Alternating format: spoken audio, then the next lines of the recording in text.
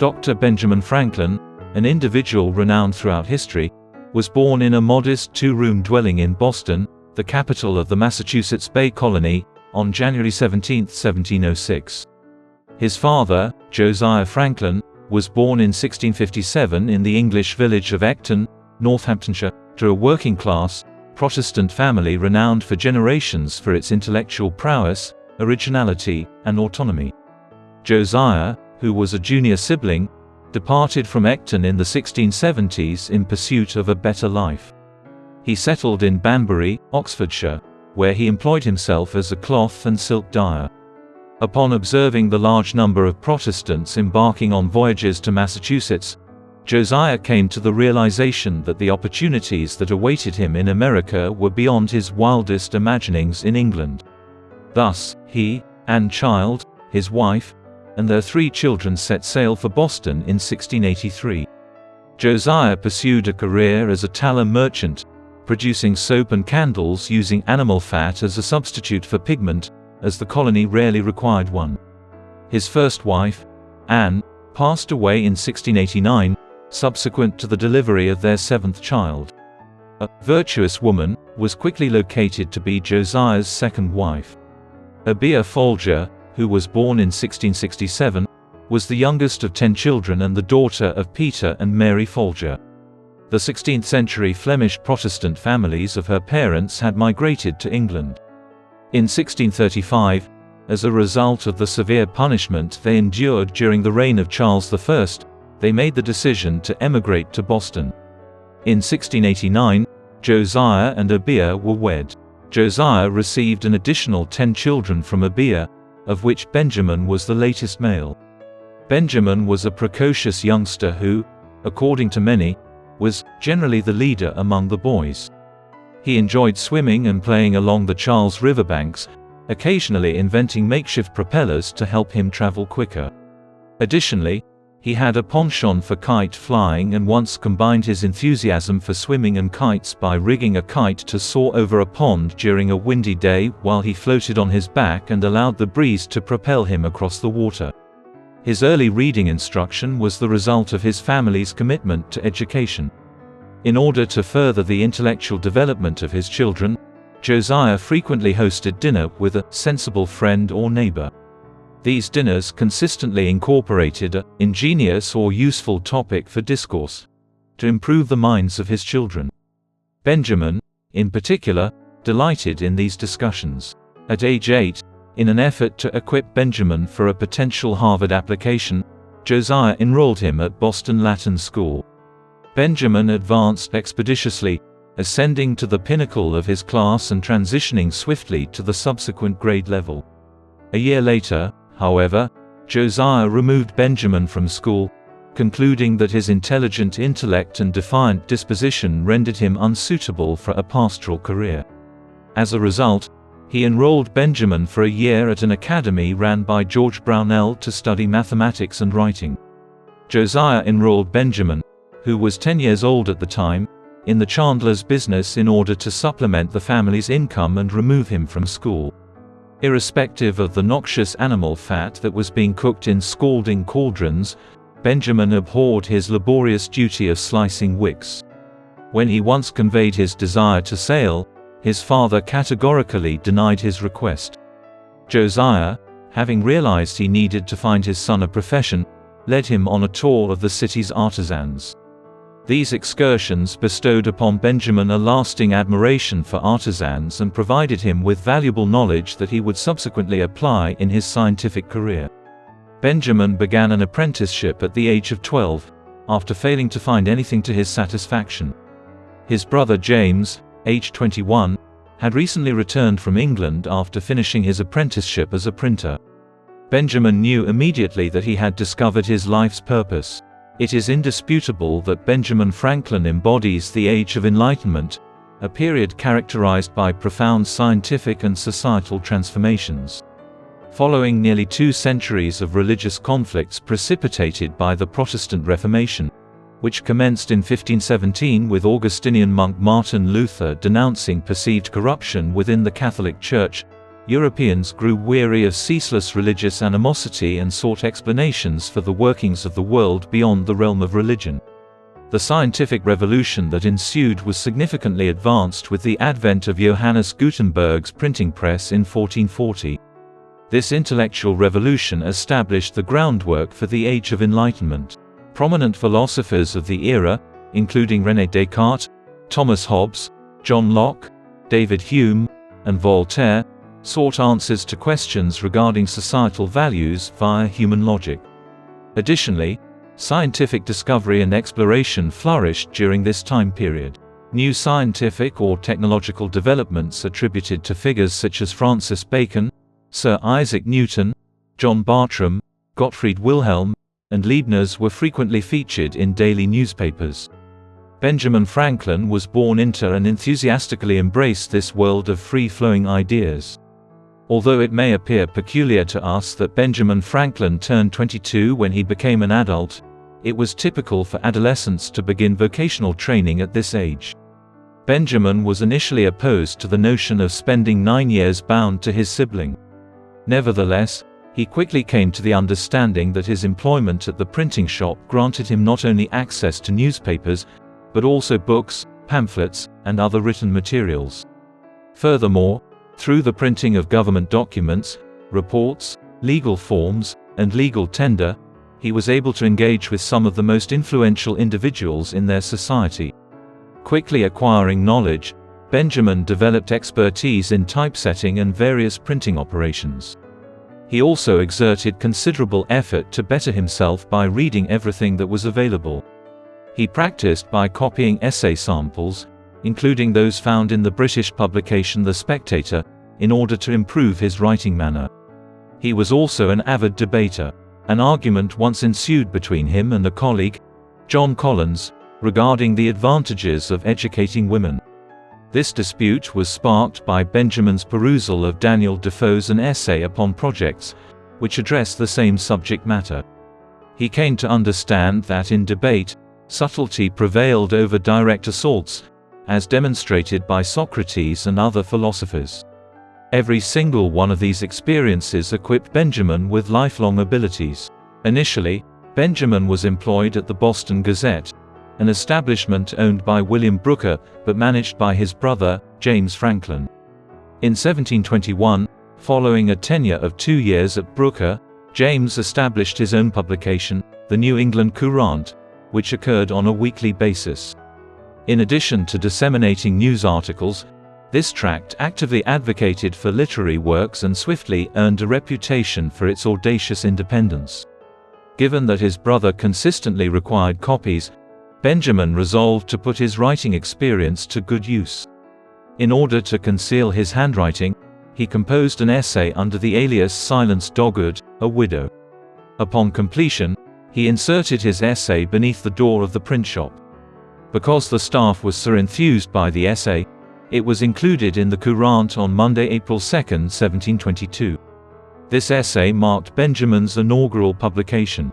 Unexpectedly, this 16-year-old lad successfully articulated the perspective of a woman as she discussed her conflicting emotions concerning remarriage, the necessity of arms for spinsters, and various other societal and political matters. Benjamin authored 14 Silence Dogood essays prior to his apprehension in October.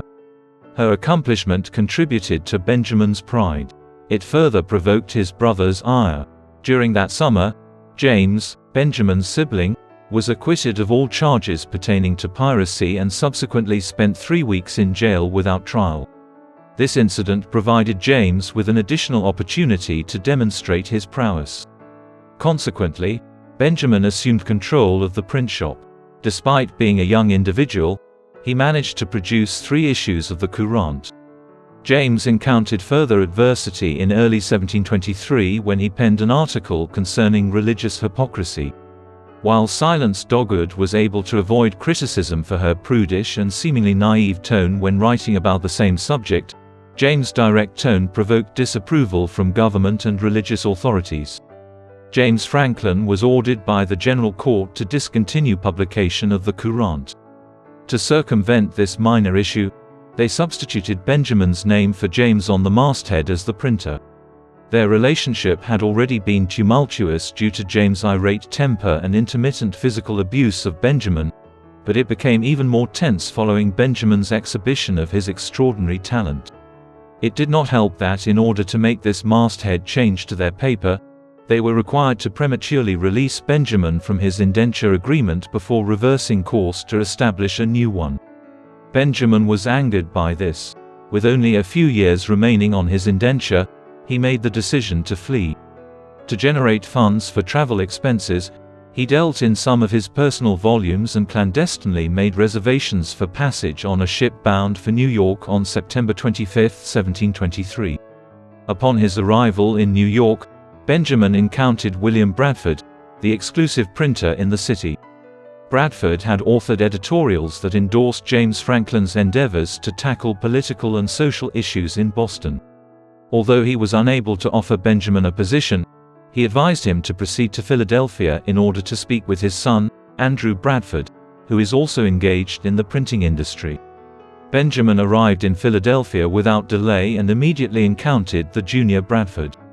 While Andrew himself was unemployed, he recommended that he speak with Samuel Keimer, the other printer in town, who had a job available.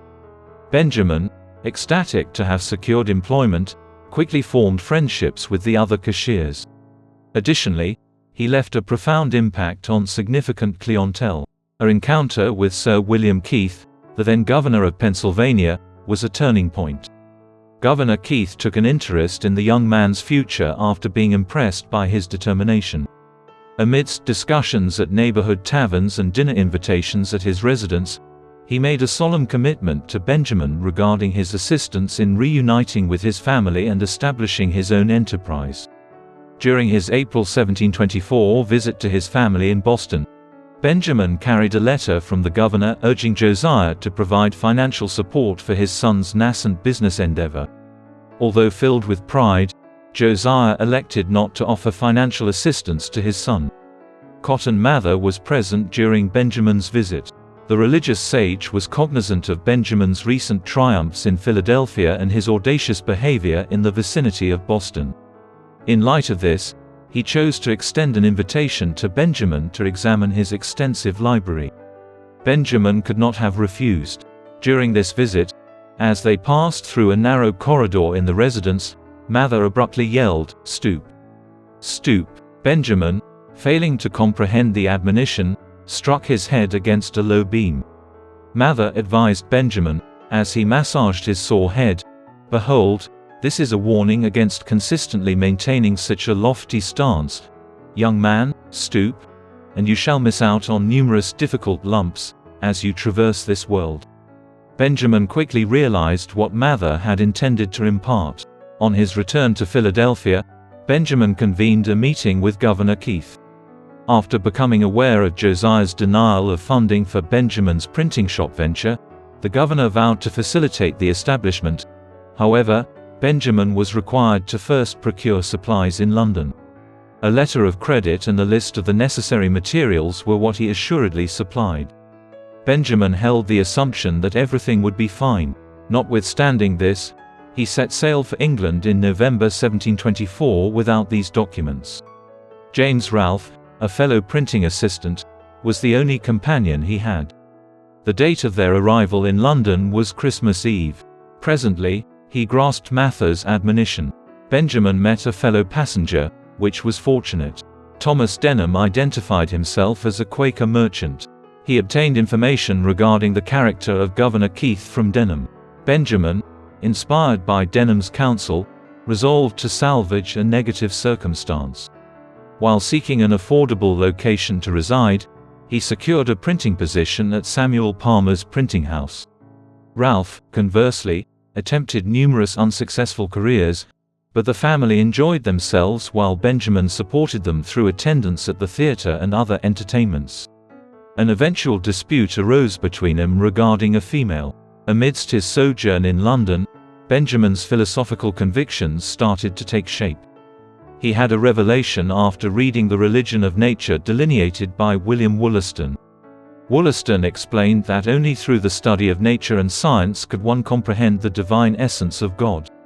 Benjamin concurred. Over time, he would transition into the nominalist faith of deism, which adherents assert that a supreme being created the world and then deemed it appropriate to allow it to govern itself thereafter.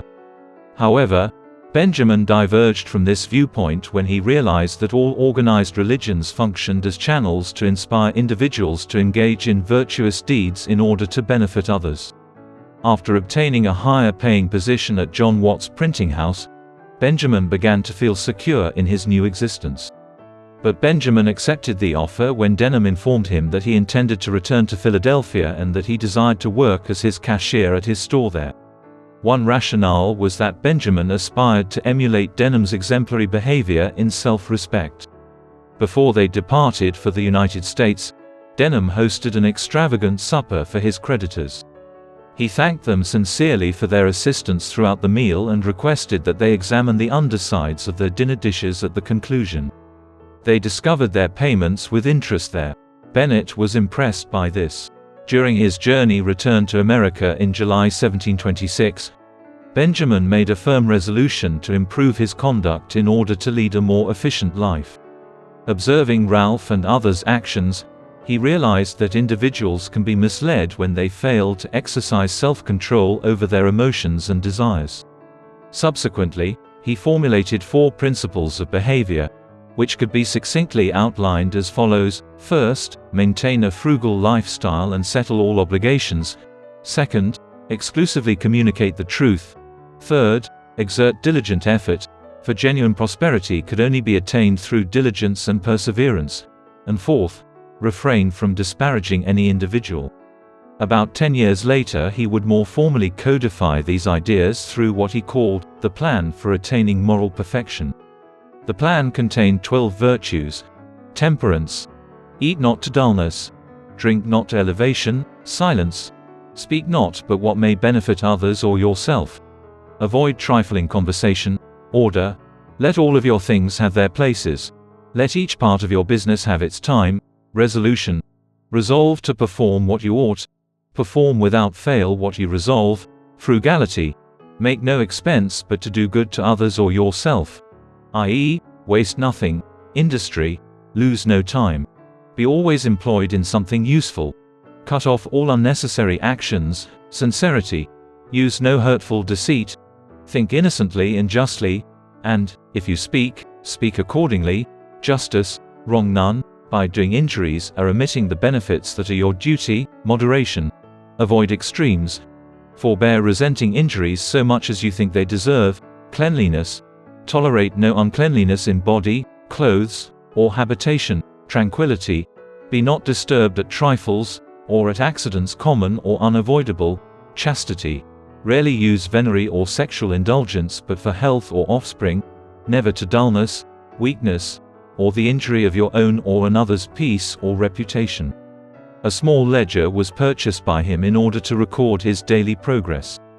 The individual conscientiously assessed his behavior on a daily basis, noting in which he lapsed during the course of the day and resolving to rectify those shortcomings the following day. His little book would remain in his possession for the duration of his life. He admitted subsequently that order presented him with the most difficulty. A Quaker friend remarked upon viewing the small book that Benjamin had neglected to include a crucial virtue that he frequently transgressed. Benjamin expeditiously incorporated humility as the 13th virtue, aiming to emulate Jesus and Socrates.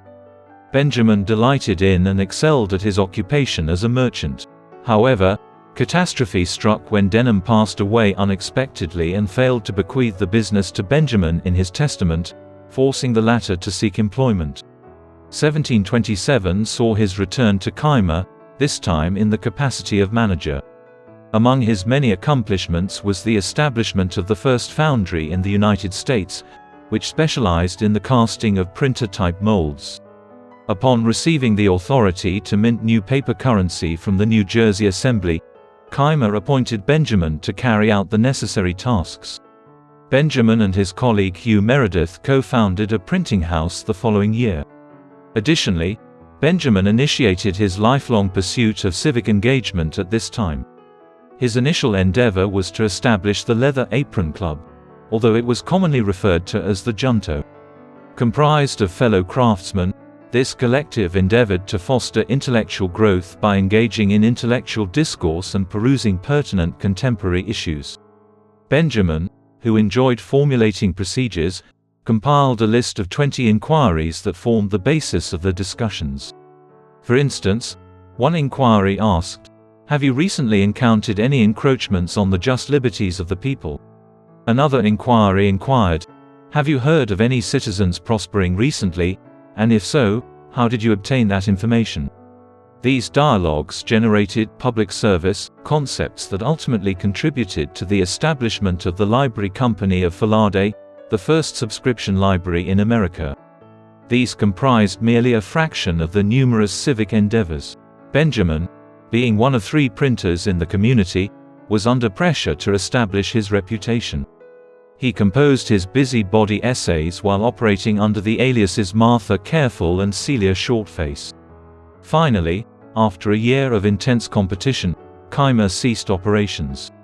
By purchasing him out, Benjamin acquired the Pennsylvania Gazette and assumed the role of its publisher in October 1729.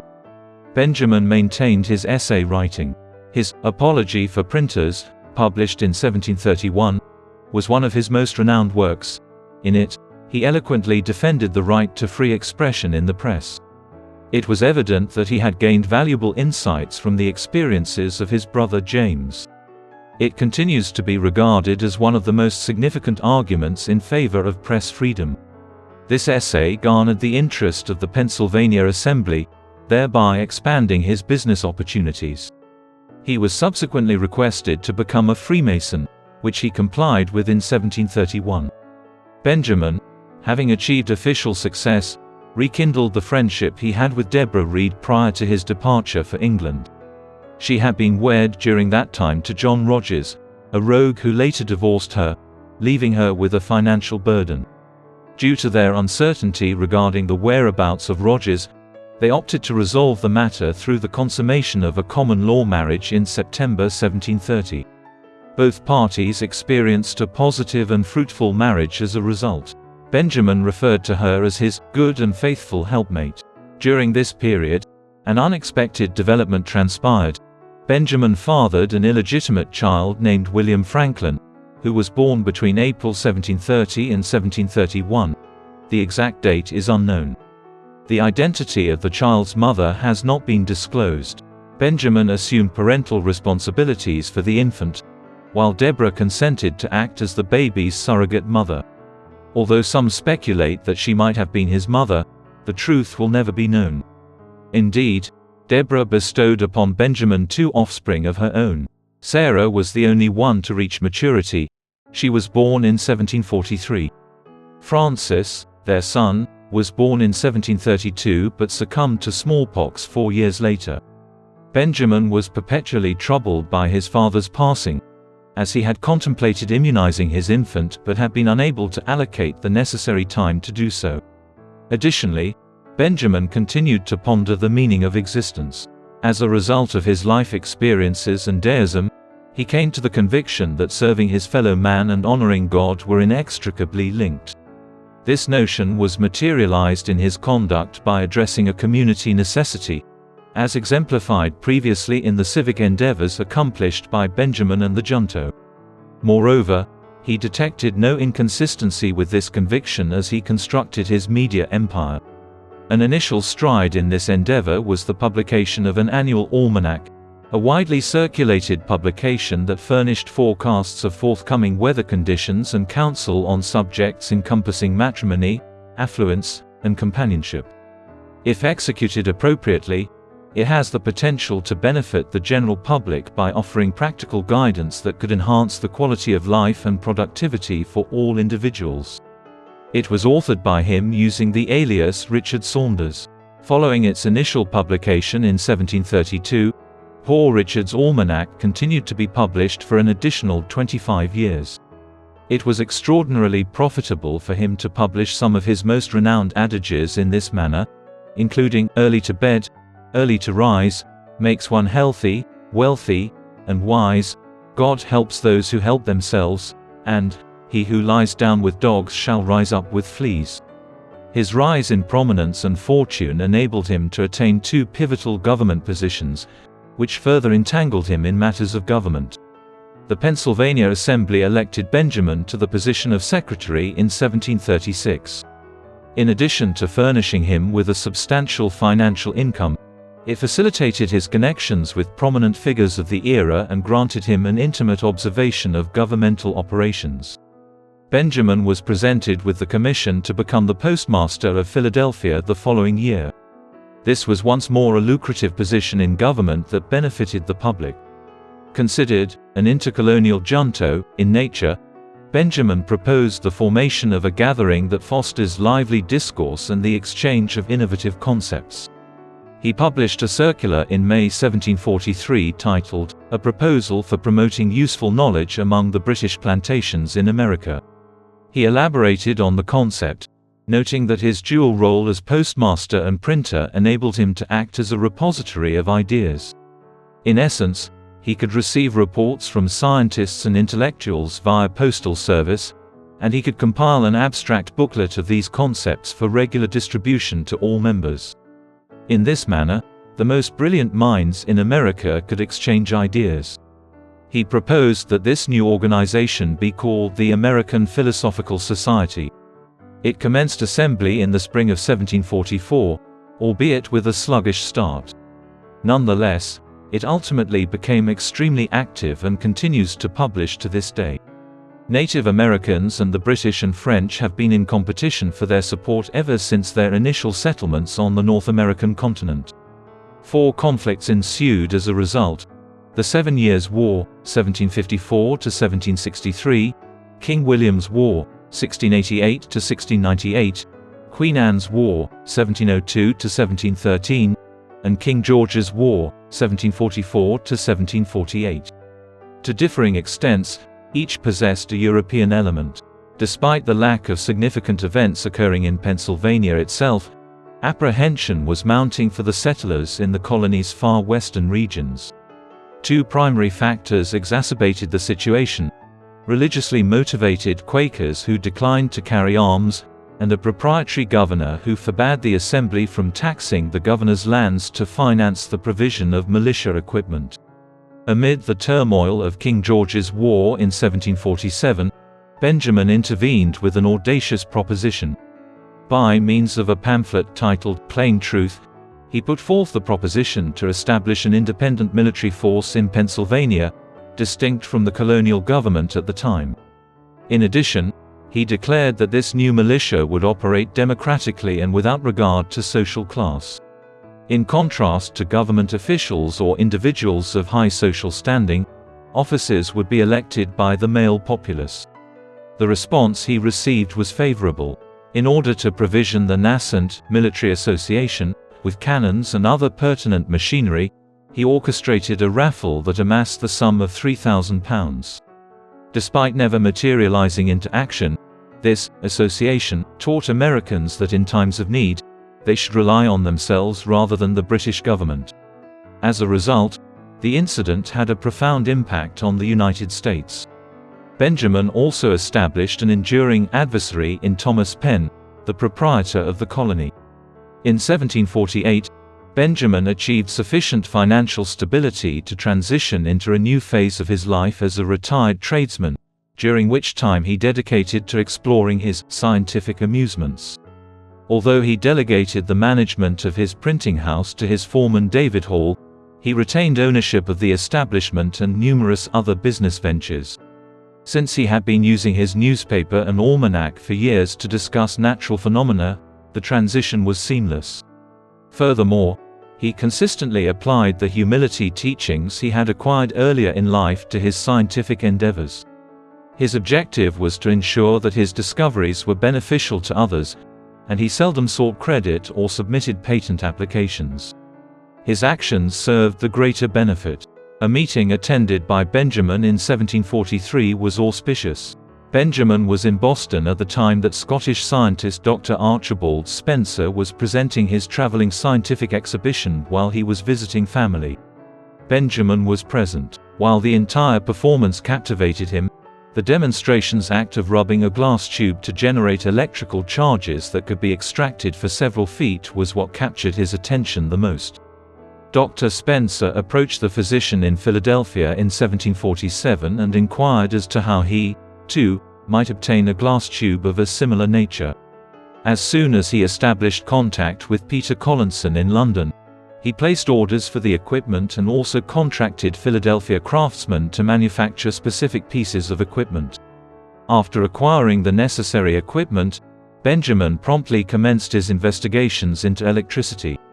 He quickly realized that the spark was not generated by the glass vessels, but rather collected. His hypothesis posited the existence of negative and positive charges, which, depending on the charge, either attracted or repelled substances. He subsequently conducted trials involving various materials and their conductivity levels. It was observed that a spark was drawn to a sharply pointed metal object, whereas a blunt metal object failed to attract a charge as efficiently and, when grounded, failed to charge altogether. He then initiated experiments using glass jars, which he dubbed Leyden jars in honor of the Dutch town where they were initially invented, to capture and store electricity. The exterior of the vessels was enveloped in metal foil, while the interiors were filled with lead, water, or metal, with the glass acting as an insulating layer. He charged the contents of the interior using wire.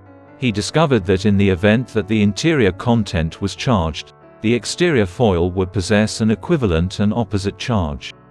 It was his discovery that the electricity was contained in the glass, not in the contents or the metal foil. Consequently, he expanded upon this notion by stacking diminutive glass pieces, adorning their peripheries with metal, and connecting them via wiring to produce the electric battery as we know it today. He observed in 1749 that lightning and these electrical particles shared at least 12 characteristics. He questioned whether lightning was in fact a type of electricity. As of this moment, there had been no documented proofs of it. He conceived of a method by which it could be demonstrated and detailed his ideas in 2 letters to Collinson, who forwarded them to the Royal Society in London. His letters were published in the Gentleman's Magazine by the Society in 1750.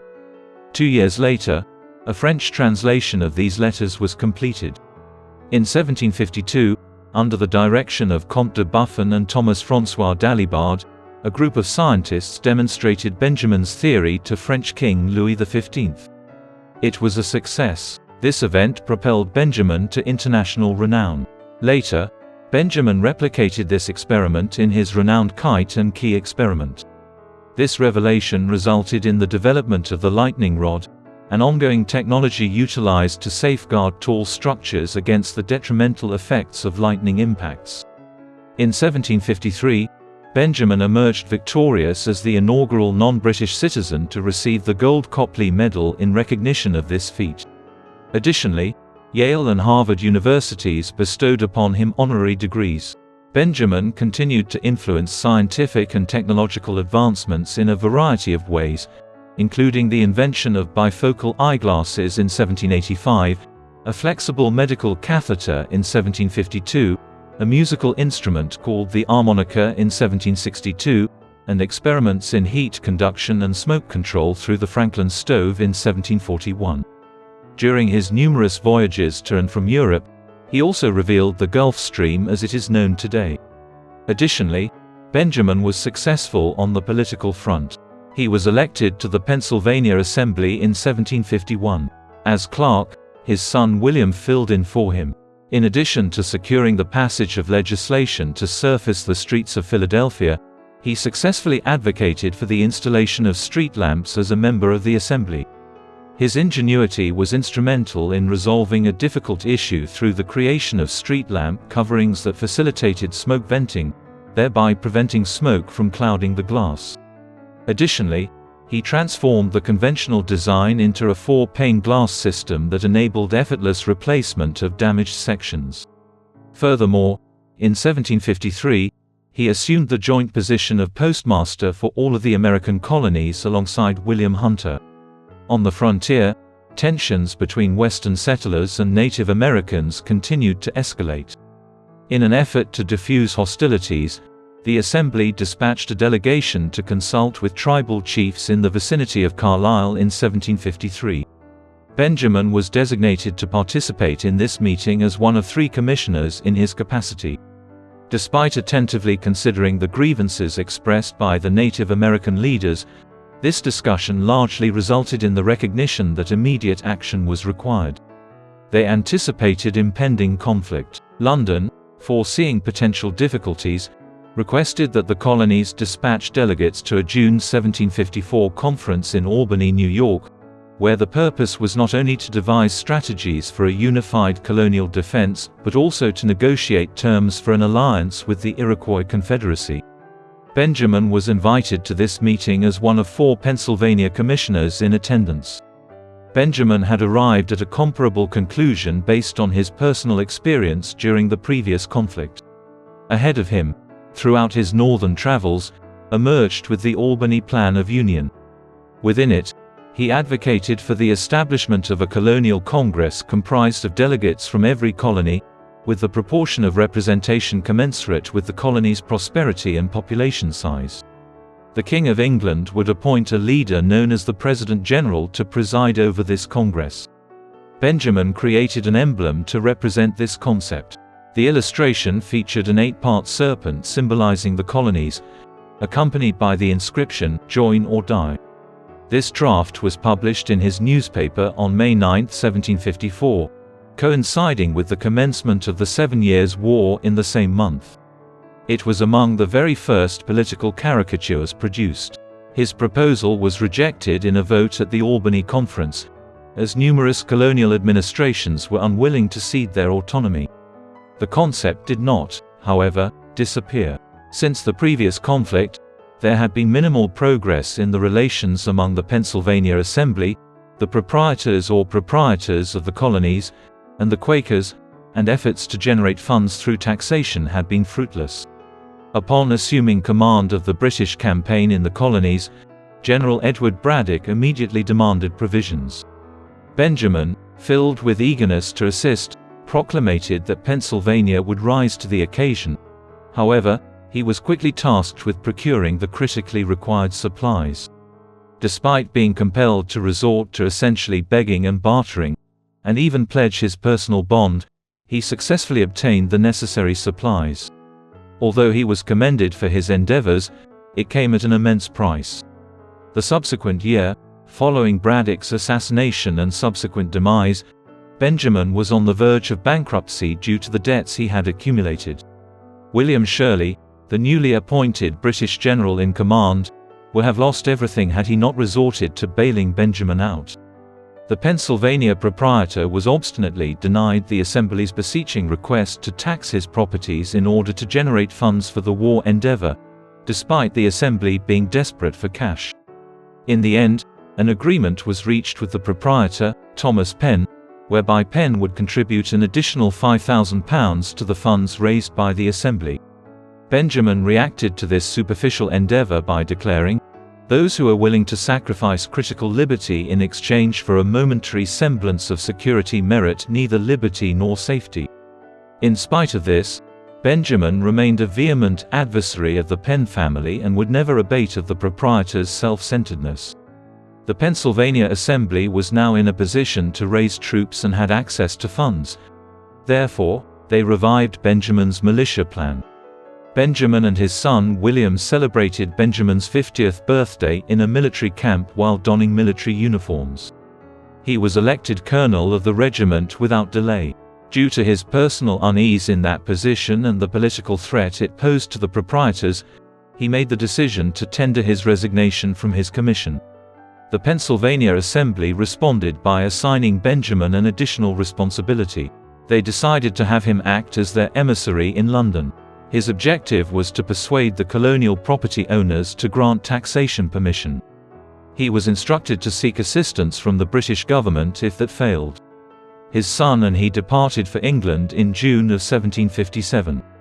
After settling in London, Benjamin made an effort to meet with influential individuals, including William Strawn and Collinson. During these encounters, he formed lifelong friendships with Dr. John Fothergill, a renowned physician, Sir John Pringle, a moral philosopher and physician; Joseph Priestley, a fellow scientist renowned for his contributions to the history of electricity and oxygen isolation; and Jonathan Shipley, the Bishop of St. Asaph. Through membership in numerous scholarly and social organizations, including the Club of the Honest Whigs and the Fellows of the Royal Society, he interacted and mingled with the elite. He met with influential individuals, including Lord Grenville, the President of the Privy Council, and the proprietors of Pennsylvania, while he was in the area on urgent assembly business. As opposed to Benjamin's perception of the colonies as partners in a larger British dominion, he quickly learned that the British regarded them more as vassals whose sole purpose was to carry out the will of the government. For instance, his encounter with Lord Grenville exposed his condescension and made it abundantly apparent to Benjamin that the colonial assemblies were obligated to comply with English directives. Initially, his encounter with the Penns was amicable, as both teams utilized the occasion to gauge one another's temperament. In contrast, the January 1758 encounter was marked by an explosive exchange of ideas. Any prior influence Benjamin may have held dissipated subsequent to this encounter. As a result, Benjamin utilized his time in England to inform his associates in the colonies of forthcoming events through the provision of confidential information. In November 1758, Benjamin was duly informed of the Penns' concluding reply. They stated in it that the Assembly's authority was limited to advice and consent. Furthermore, they expressed their desire to cease collaboration with Benjamin. In contrast, his reply to the Assembly was to propose that he utilize his sojourn in London to endeavor to wrest Pennsylvania from the Penn family and transfer authority to the Crown, as had been the case with other colonies. He declared his intention to leverage the proprietors' lenient stance towards Native American affairs and their unwavering determination to prioritize their own interests over the Empire's requirements. His Assembly allies advised him to remain and combat. Benjamin utilized the summers in England to his advantage by embarking on as many journeys as possible. On one of his initial journeys, he accompanied his son William to Ecton and its surrounding areas in order to conduct genealogical research. He then proceeded into Scotland via northern England. In 1759, he was bestowed with an honorary degree by the University of St. Andrews. Subsequently, he acquired the appellation Dr. Franklin. Following 3 years, he was bestowed with an honorific doctorate from Oxford. In 1761, he embarked on a visit to France and Holland, where his scientific exploits garnered him the treatment of a celebrity. Amidst his extensive travels, he encountered a multitude of contemporary intellectuals, such as the renowned economist Adam Smith and the philosopher David Hume. Benjamin authored The Interest of Great Britain Considered with Regard to Her Colonies, a significant pamphlet published prior to his departure from England in 1762. In this work, Benjamin elucidated the rationale behind Britain's insistence on retaining Canada within its empire following the conclusion of the current conflict, as opposed to returning it to France. Additionally, he secured a regal appointment for his son William, which entailed him assuming the role of the regal governor of New Jersey. Unforeseen to him was the fact that William, akin to a father to a son, had fathered an illegitimate child known to the family as Temple or William Temple Franklin. Benjamin would be entrusted with the duty of caring for this offspring. It did not take Benjamin long to return to Philadelphia before another dispute over proprietary rights erupted. Several Western colonizers, enraged by the inadequate defense their region had received throughout the conflict, launched assaults against Christianized Native American groups.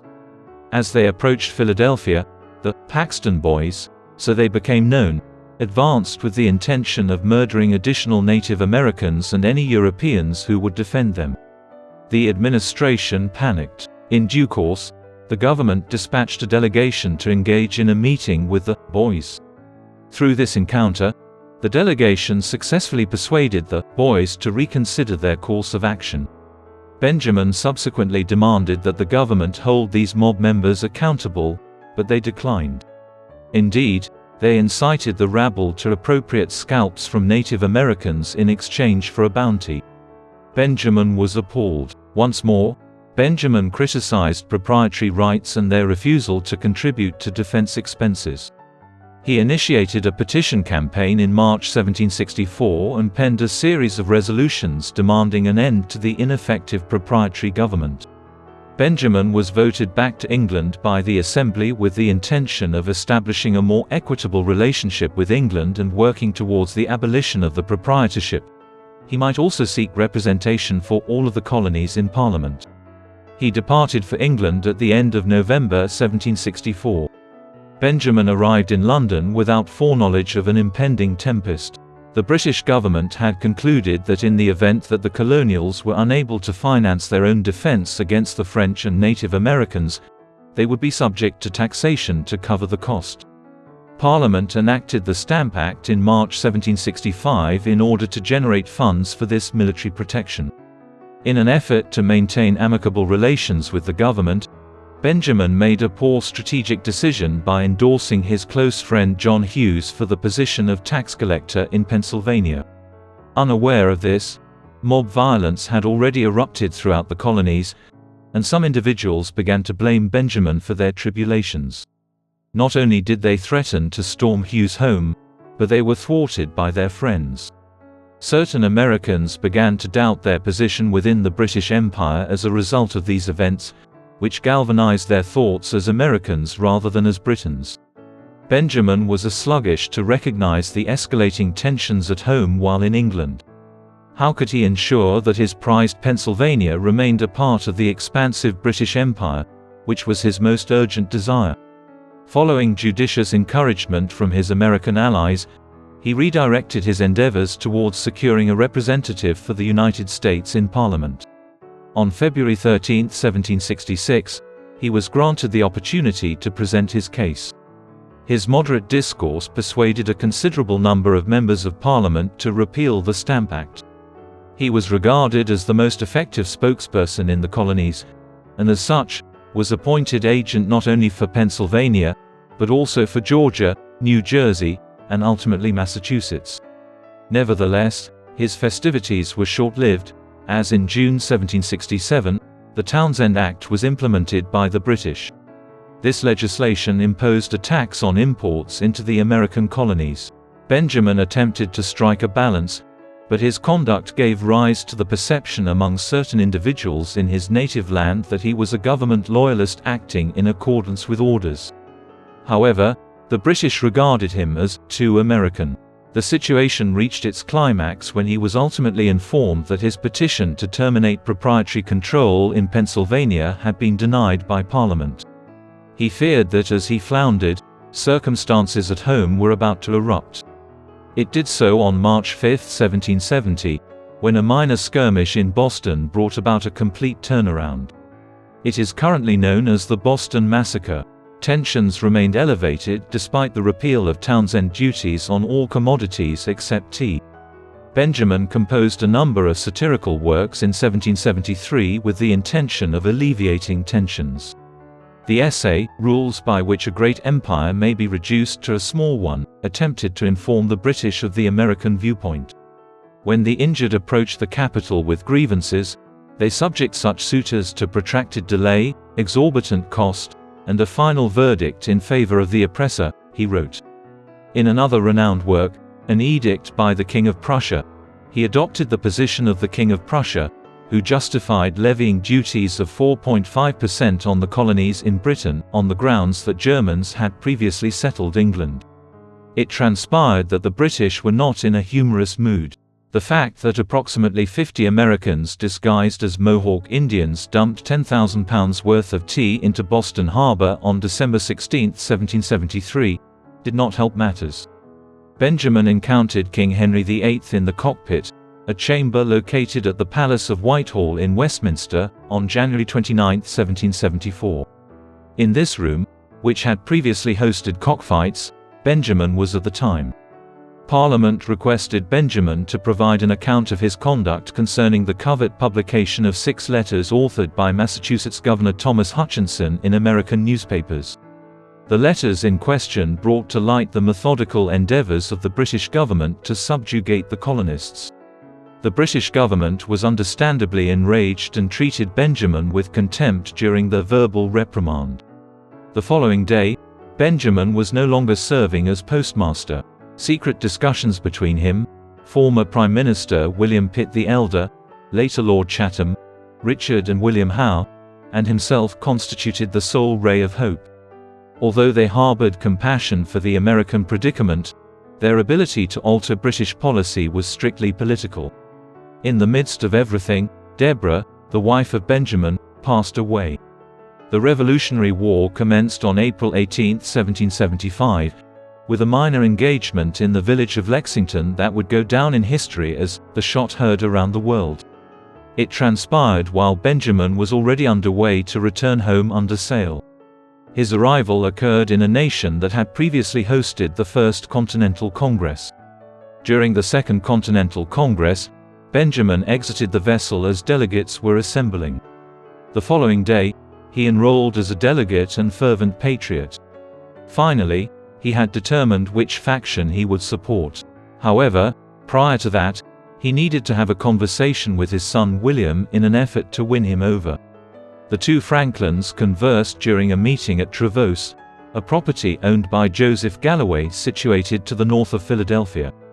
William adamantly advocated for the collective neutrality of the group during the American conflict. However, his father countered that absolute independence was the only viable course of action in light of the atrocious treatment the Americans had endured.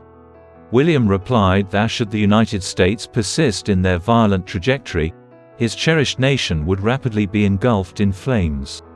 Both individuals departed from this meeting with a sense of resentment and melancholy, having made opposing decisions. Contrary to this, not all delegates to the Second Continental Congress held this view.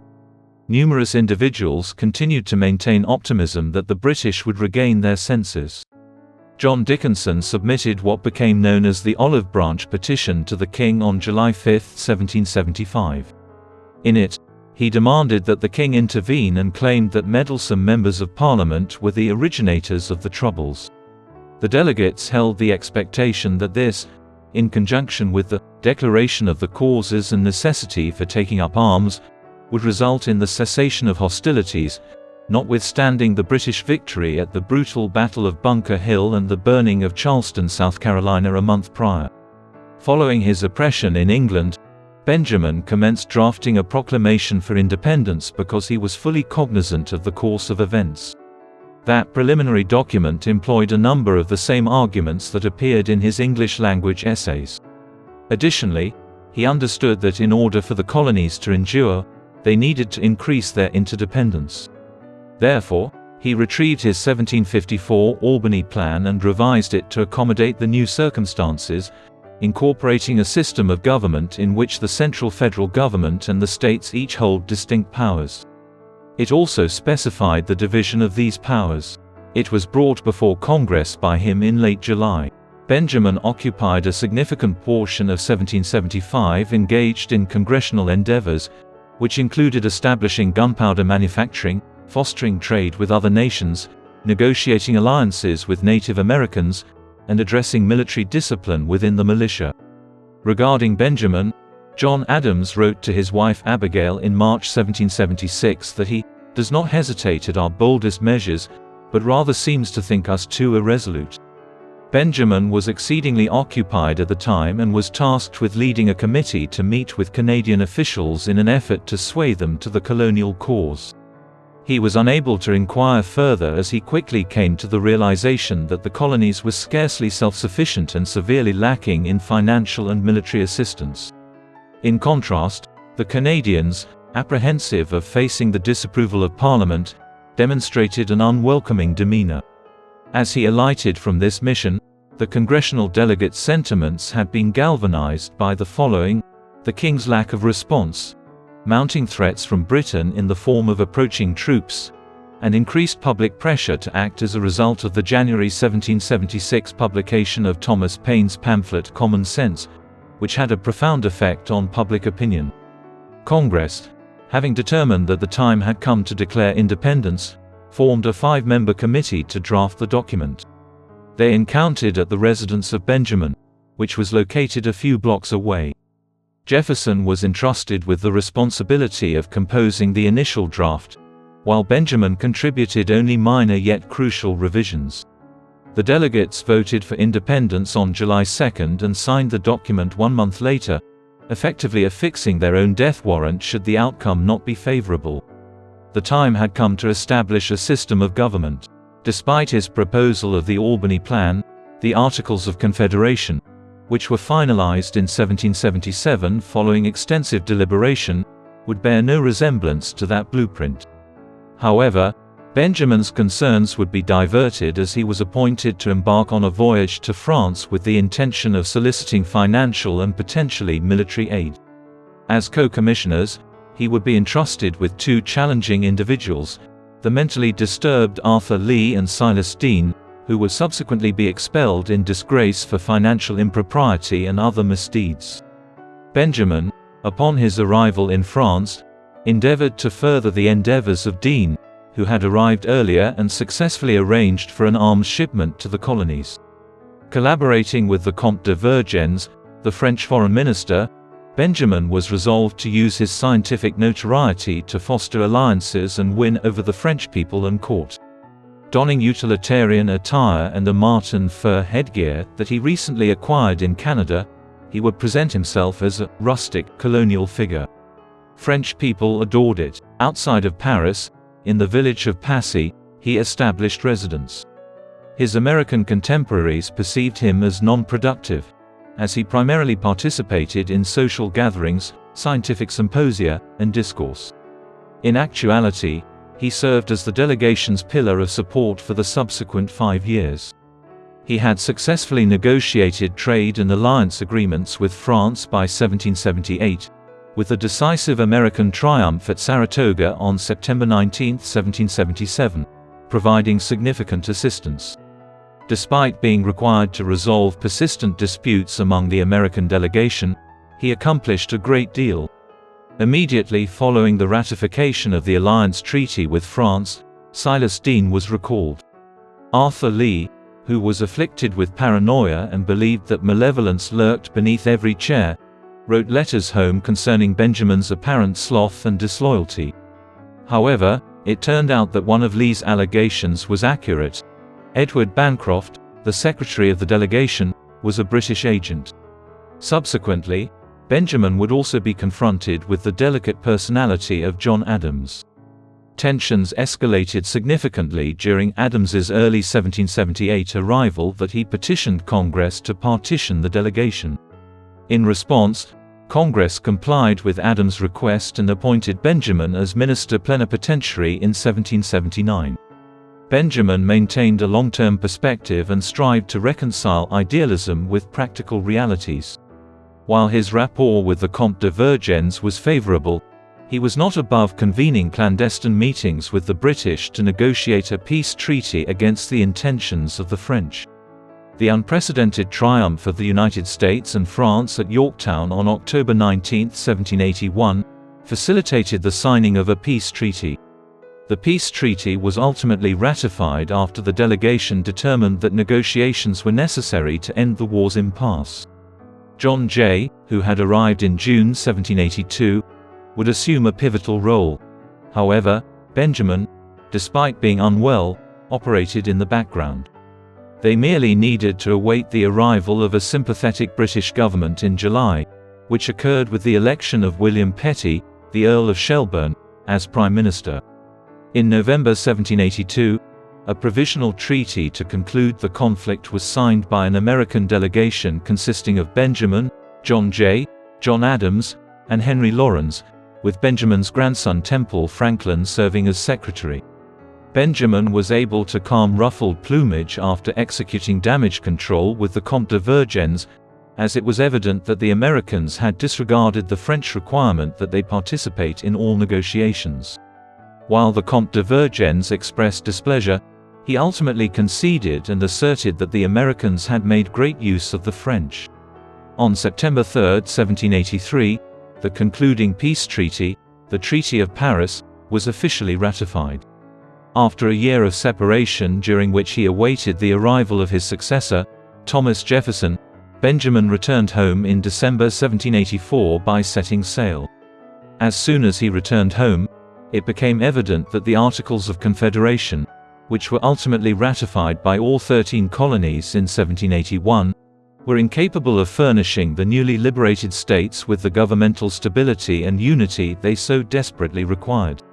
Indeed, it embodied everything that Benjamin had feared: 13 autonomous states governed by an ineffectual legislature.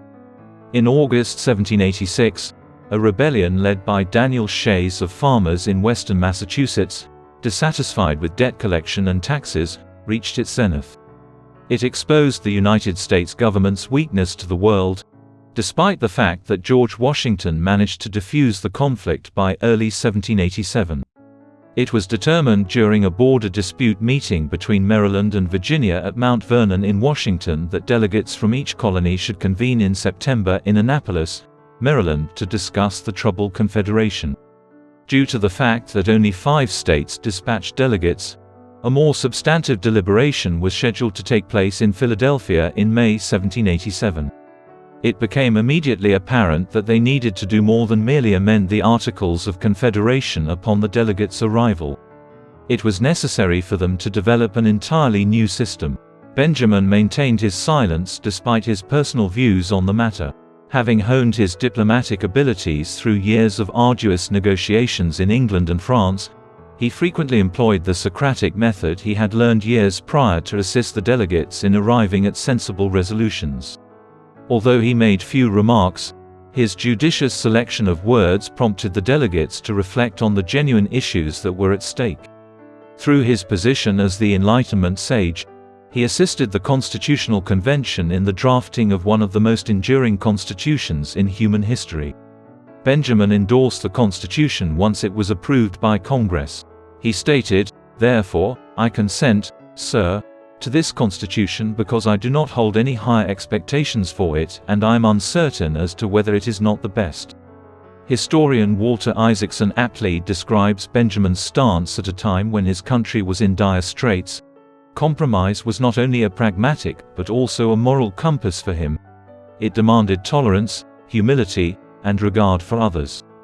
Despite suffering from gout and kidney stones, Benjamin maintained a vigorous engagement in intellectual endeavors. He maintained correspondence with scientific and philosophical acquaintances across Europe. He also undertook the abolition of slavery as a new endeavor.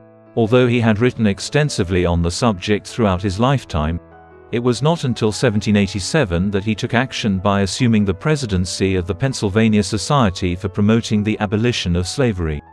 Slavery abolition petition submission to Congress in February 1790 constituted one of the final political acts of his lifetime. At the age of 84, Benjamin Franklin departed this life on April 17, 1790. In Philadelphia, more than 20,000 mourners lined the streets to observe the funeral procession as it made its way to Christ Church for interment. He was interred alongside his cherished spouse, Deborah. As if this display of reverence were not sufficient to underscore the accomplishments of his life, clergy members of all faiths stood before his casket, symbolizing the value of altruism and acceptance of others. It was a fitting conclusion to a life of significance. In your opinion, what is Benjamin Franklin like? In addition to accomplishing his ethical objective of assisting others, did he, in your opinion, have a significant impact on his community? Please let us know in the comment section, and in the meantime, thank you very much for watching.